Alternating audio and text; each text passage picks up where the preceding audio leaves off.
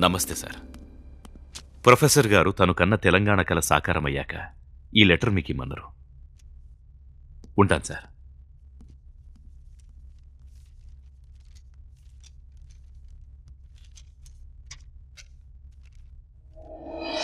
సాబ్, congratulations.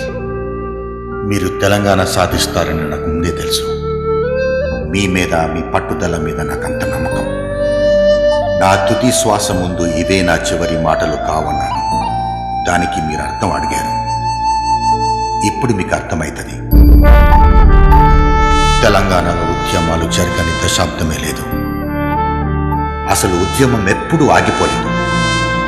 కానీ తెలంగాణ కోసం మీరు చేసిన ఉద్యమమే చివరిదై ఉండాలని మీరు చేశారు. కానీ తెలంగాణ ఇస్తే పార్టీని విలీనం చేస్తానని, దళితుడిని సీఎం చేస్తానని మీరు చేసిన ప్రకటనలు నాకు ఆందోళన కలిగించాయి. మీ వల్ల సాకారమైన నా కళ సుదీర్ఘంగా సుభిక్షంగా ఉండాలంటే అధికారం మీదై ఉండాలి. అలా జరగాలంటే మీరు మాట తప్పిన మనిషిలా మిగిలిపోవాలి. అది మీకు చాలా కష్టం.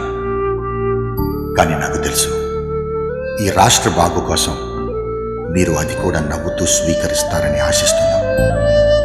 అయినా మీకు మనసు అంగీకరించకపోవచ్చు. మనందరికీ బాగా తెలిసిన ఒక మాట గుర్తు చేస్తున్నాం. స్వాతంత్రం సాధించిన గాంధీజీ పదవి వద్దని మహాత్ముడయ్యాడు. అలా కాదని ఆయన నాయకుడై ఈ దేశ పాలనకు ఒక మార్గం చూపించుంటే దేశం ఎలాగుండేదో ఆలోచించండి.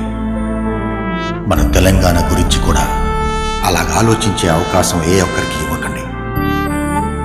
నా ఈ యొక్క మాటని గౌరవించి తెలంగాణని బంగారు తెలంగాణగా చేసి దశ దిశ మీరొక్కరు మాత్రమే చూపగలరని మనస్ఫూర్తిగా నమ్ముతున్నాం.